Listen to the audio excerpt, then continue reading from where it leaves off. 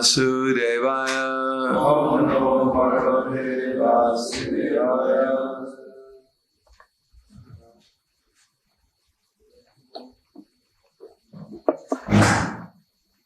Srimad Bhagavatam, Canto 7, Chapter 5.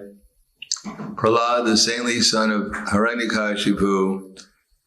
We'll read the translation for text 28. There's no purport. The son of Shukracharya, Hiranyakashipu's spiritual master, said, O enemy of King Indra, O king, whatever your son Prahlad has said was not taught to him by me or anyone else. His spontaneous devotional service has naturally developed in him. Therefore, please give up your anger and do not unnecessarily accuse us.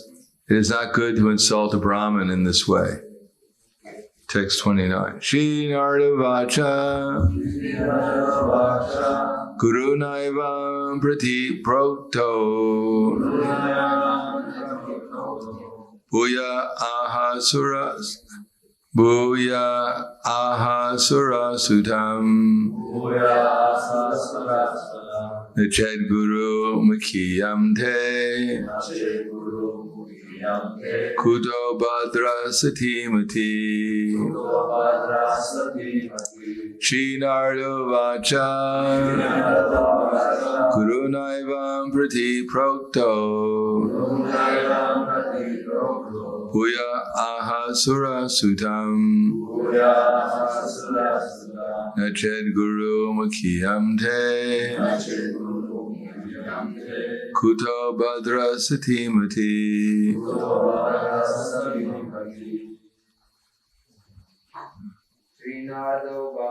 Shri Nardo Vacha Guru Naivam Prati Prokto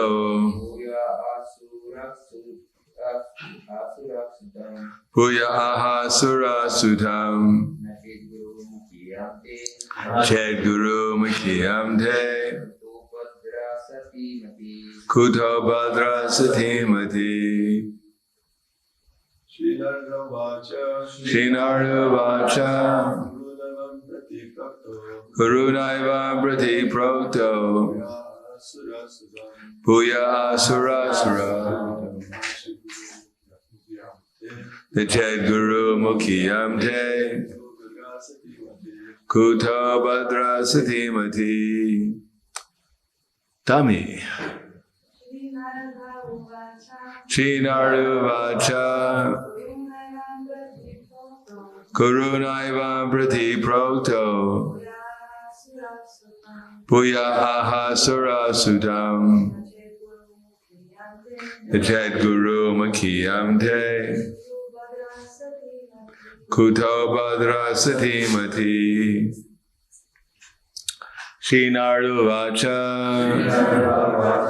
Narada Muni said, Guruna, by the teacher, Evam, thus, Pratik Prokta, being answered, Bhuyaha, again, Aha, said, Asura, the great demon Hiranyakashipu,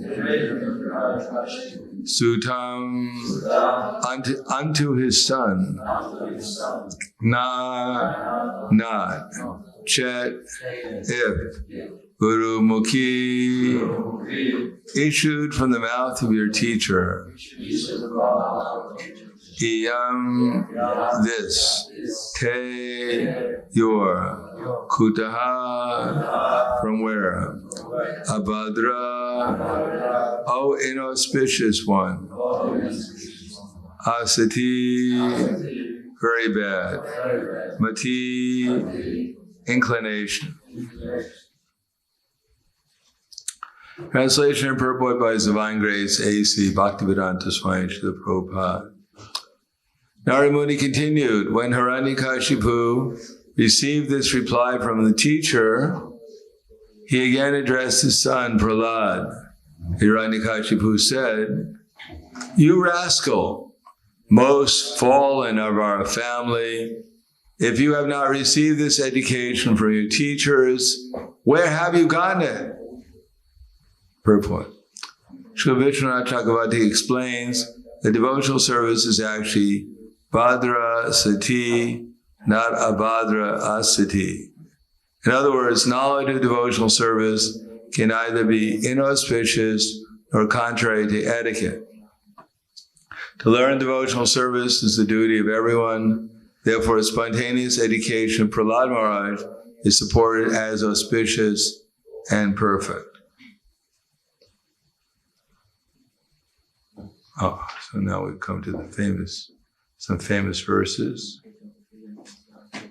Namo Vishnu Varaya Krishna Prasthaya Bhutale Srimate Bhaktivedanta Swami Tenamane Namaste Saraswatunde Ve Gauravani Pacharane Nirvishesha Shrindivadi Paskyatyade Satarne. Now the question is, what's auspicious and what's not auspicious? In the Bhagavad Gita, Krishna says that there are three modes of nature, and one will see things differently according to the mode of nature one is situated on. And the mode of ignorance, then it says, adharmam, dharmam itiya manyate tamasavritaha. Sarvatam viparitamascha buddhi sapartha tamasi. They think that what is to be done is not to be done. And what is not to be done, that's what we're supposed to do. And therefore they always strive in the wrong direction. Now in the mode of goodness, it is said, actually, what's the first word?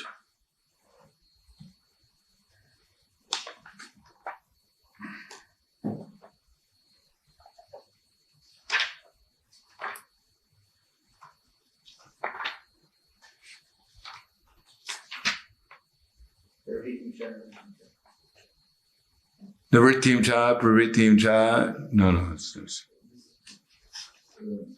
That's the Bandham moksha chayaveti buddhi sapartha sattviki. So that's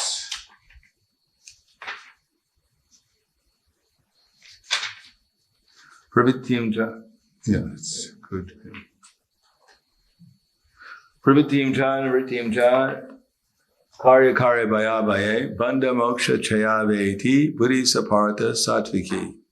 So when one knows what is pravritti, what is we're supposed to do, and nivritti, what we're not supposed to do. And what is karya karya bhaya bhaye, what is to be done, what is not to be done, what is to be feared and what is not to be feared. Such intelligence is said to be in the mode of goodness. And then the next one is Ya adharman dharmam cha karya kara bhaya bhaye bandha moksha.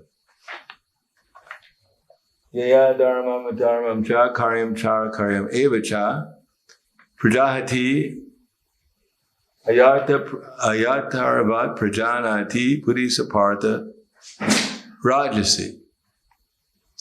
So when one thinks that one knows sometimes what is to be done and sometimes what is not to be done, his intelligence is said to be in the mode of passion. So everyone will see things differently. And even there are scriptures that see things differently. Therefore it says that Tarka apratishta shutiya vibhina. Vibhina means difference. So even the scriptures say different things. There is a Ramayan for those in the mode of goodness, and there's even a Ramayan for those in the mode of ignorance. In the mode of goodness, then Lord Ramachandra is the hero, and Ravana is the demon. And in the mode of ignorance, Ravana is the hero, and Lord Ramachandra is the demon. Therefore, according to one's perspective, one will see different things as good and different things as bad. Now, generally speaking, demons will always see the opposite of the devotees. That's why they're demons. And when the demons see things as the same way as the devotees, then they're not demons, they're devotees. And also when the devotees start seeing things in the same way as the demons, they cease to be devotees, they become demons. Now, if one is actually a devotee, he won't become a demon. But if one becomes a demon, it means that one was actually not a devotee. One could have been an aspiring devotee, but devotees don't become demons, real devotees. If we're actually devoted to Krishna, then there's no question of becoming a demon, because there are different qualities of devotional service, as we've said before. I guess you finished the Nectar of Devotion, so everyone knows the qualities. Who is in the Nectar of Devotion class? You're hardly raising your hand. There you go. Did you finish the testing and everything? Everyone pass? Okay. So everyone knows. Will we take back their diplomas if they don't answer the questions properly? Oh, yeah? Be careful. So there are two qualities of devotional service in the mode in sadhana bhakti, two qualities in bhava bhakti, and two qualities in prema bhakti. So this should be old philosophy for most of you. So what are the two qualities in sadhana bhakti? Even if you don't know the Sanskrit, you only get half credit if you don't know the Sanskrit. If you know the English, at least you get half credit. Yes? Sanskrit Prahladananda and Swami destroys all suffering and all species. Yes. So even at the beginning of devotional service, sadhana bhakti is, one is not liberated. Or actually, sadhana bhakti goes all the way up to asakti. So one could be liberated. But beginning, one is not necessarily liberated. Still, devotional service, kleshagni, it takes away suffering, and it's auspicious. But here, Hiranyakashipu is saying it's inauspicious. But even at the beginning, devotional service is auspicious, and if one is not performing devotional service, then it's inauspicious. It may be on the path of auspiciousness. For instance, Varna and Ashram is the path of auspiciousness, but until one actually becomes liberated, it's still within the material world. And therefore, it's not completely auspicious. Therefore, when Ramananda Roy was speaking to Lord Chaitanya Mahaprabhu, and Lord Chaitanya was asking him questions, then Ramananda Roy, he first answered, because Lord Chaitanya said, what is the goal of life and how can you achieve it? And Ramananda Roy answered, Varnashrama acharvitaha purushena pumak puman Vishnur radite panta. That Varnashram can bring one to the goal of life. But Lord Chaitanya said, Eko bhaya, this is external. So does that mean Lord Chaitanya was rejecting Varnashram? Yes, he was rejecting a Varnashram as the process of devotional service, as the process that is on the highest perfection of life, or the process in this age that can bring one to the highest perfection of life. Because Varnashram is within the material world, and the material world is inauspicious. It doesn't matter if you're a Kshatriya, or if you're a Shudra, or if you're a Vaishya, or if you're a Kshatriya or a Brahmin. If you're in the material world, and therefore it's inauspicious. It's not subhada, it's not auspicious. Why? Because what is the qualification of auspicious? Well, I went to school, I'm not a fool. I know the rules. And therefore I can collect money and get fame and fortune and material happiness. And therefore, how could it be inauspicious? That one goes to the astrologer according to Lord Chaitanya, who's telling Sanatana Goswami that one man, he heard that his father left him a treasure. And he went to the astrologer and asked him where he could find it.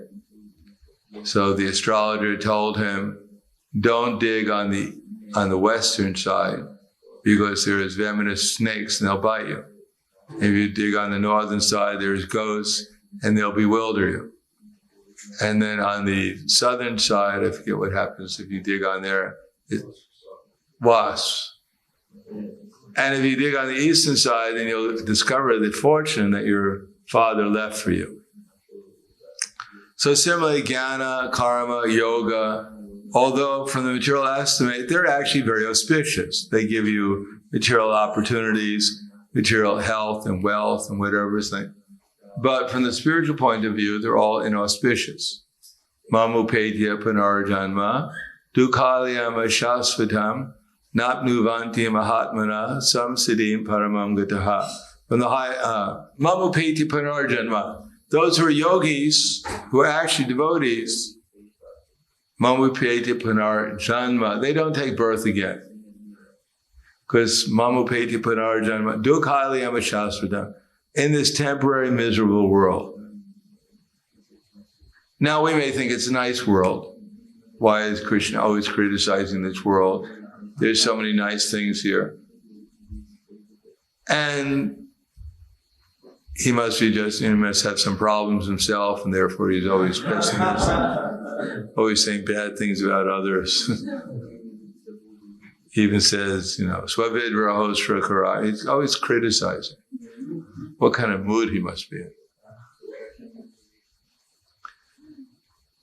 We should send him a nice, soft, fluffy pet, and maybe he'll get into a different mood. I feel bad.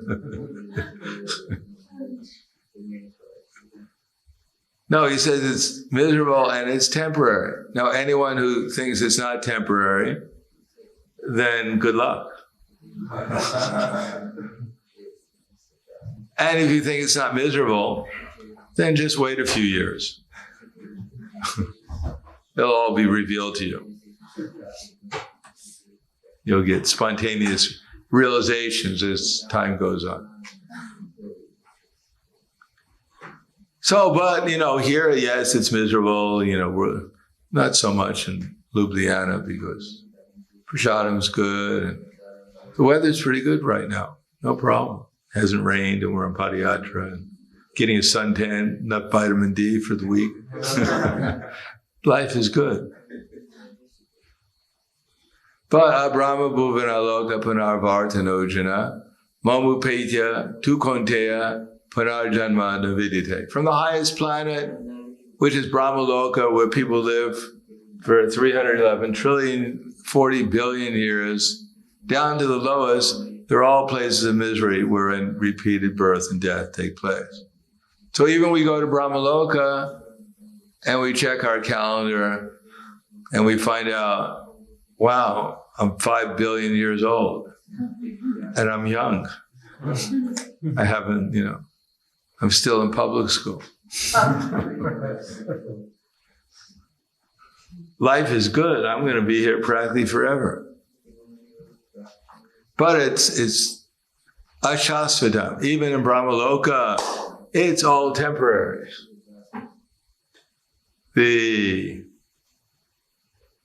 As Loma Rishi, the hairy Rishi, can testify. His body was covered with hair. And every time a Brahma would be born, and every time a Brahma would die, one of his hairs would fall out. Every 311 trillion, 40 billion years, one of his hairs on his body would fall out. And he had thousands and hundreds and thousands of hairs on his body. So he lived as long as there would be any hair left on his body. So one day, which is 311 trillion, 40 billion years, multiplied by hundreds and thousands. So that we'd say that's practically forever. But from his point of view, he was meditating on the bank of the Ganges, and his disciples came and said, Guru Maharaj, it's getting a little warm. Shouldn't we build you a Bajra kutir? You can go inside and do your meditation there. He said, but what's the use? He said, I'm only going to be alive for a short period of time. And we think we're going to be here practically forever. Therefore, Even one can go to Brahmaloka, even one can get all mystic power, can get everything he wants. Still, it's not very auspicious. Prahlad Maharaj was given an opportunity to take any benediction he wanted. But Prahlad Maharaj refused all the benedictions. He said, I saw my father, he was on the top of the universe. Even the demigods were afraid when he raised his eyebrows. But in 1 second, by the slash of your fingernails, everything was taken away. So why should I want anything in this material world which will be quickly taken away? And then I don't know what my ultimate destination is going to be.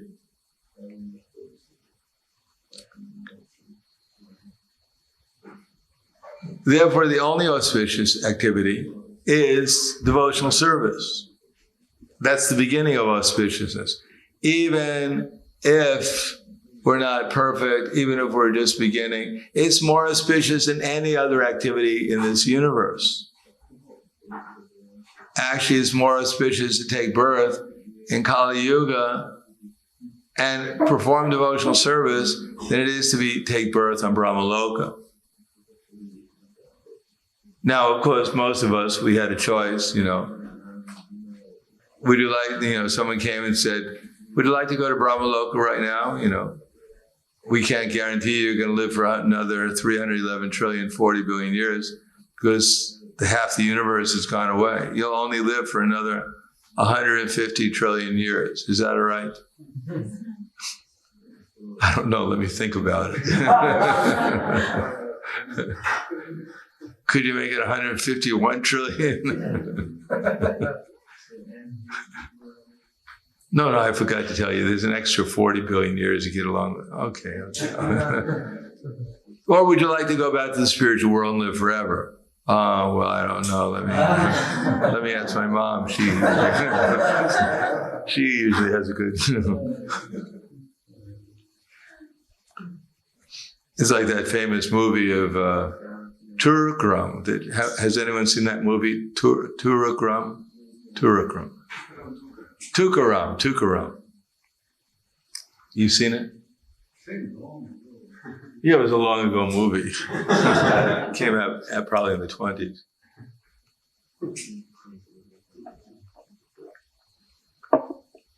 In any case, Tukaram was a famous kirtaniya in South India.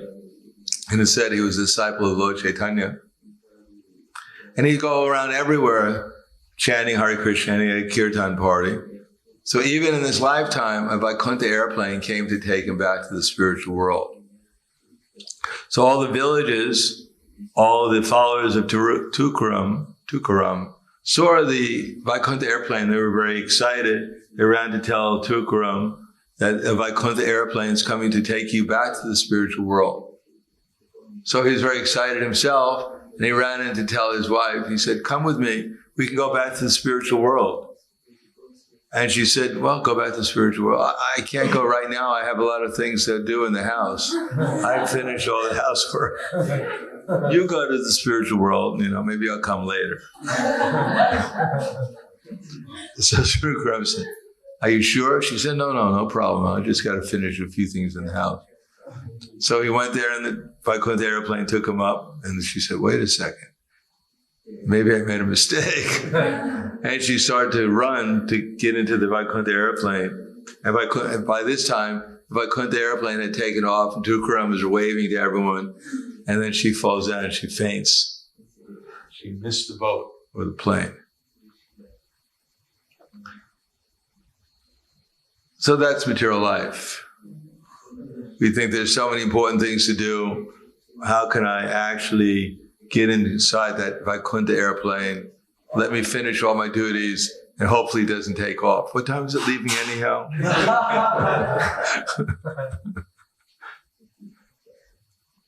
In 15 minutes. Oh my God, I think, anyhow, ask them if they can wait another 15 minutes. He's been waiting 3 hours anyhow,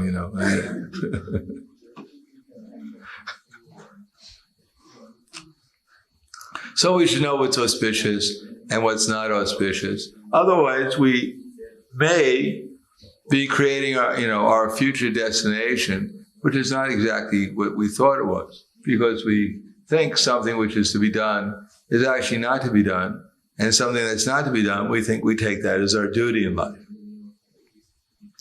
And therefore we know Hiranyakashipu, his destination would not have been very auspicious, but since he has a son, like Prahlad Maharaj, therefore he got the darshan of Krishna in the form of Lord Nrsimhadev. And therefore, although it was tough love, you can say, ultimately it was auspicious. Lord Nrsimhadev scratched his belly out of love, and the result is he got liberation, such as the auspicious touch of Lord Krishna and Nrsimhadev. Otherwise, his life was completely inauspicious. He was against everything good, and he was for everything that was bad, and therefore his destination would have been very bad. Although from his vision, he got everything he wanted. He got a great material position and all power and apparently great longevity, but his mentality was all wrong, and therefore his destination would have been very inauspicious. So I'll stop there. Thank you. Any questions? Yes.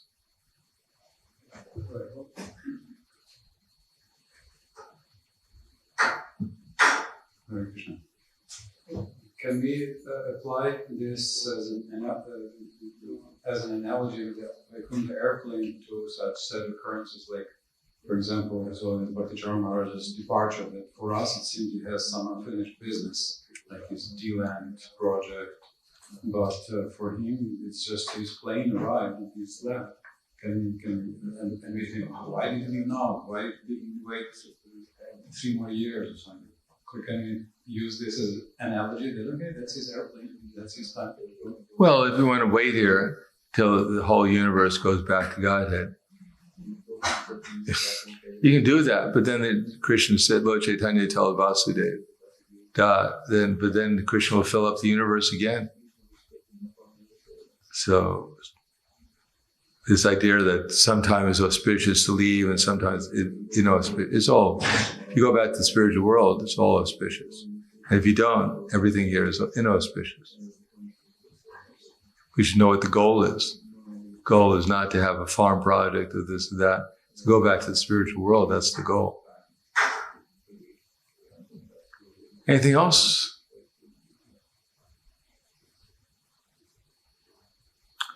Okay, thank you very much. Karnadharaj Srimad Bhagavatam Ki Jai, Srila Prabhupada Ki Jai, Gaur Premanande.